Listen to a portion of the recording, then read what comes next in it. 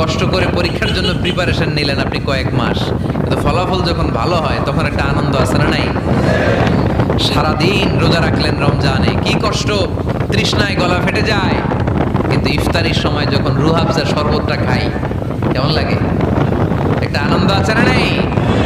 এজন্য আল্লাহ বললেন فإن مع العسر يسرا إن مع العسر يسرا ও নবী, কষ্টের দিন মক্কায় অল্প কিছু দিন, মদিনাতে আনন্দের দিন অপেক্ষা করছে।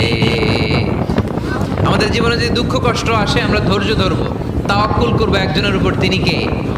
কারণ আমরা বিশ্বাস করি কষ্টের দিন এটা চিরকালের জন্য নয়, সামনে আনন্দের দিন আমাদের জন্য সেট করে রেখেছে কে? তাহলে আমরা সূরাতুল ইনশিরাহ থেকে 3টা নিয়ামতের বর্ণনা শুনলাম, বিশ্বনবীকে কি সান্ত্বনা দেয়া হলো সেটা শুনলাম। এবার 2টা গাইডলাইন শুনে তাফসীর আমরা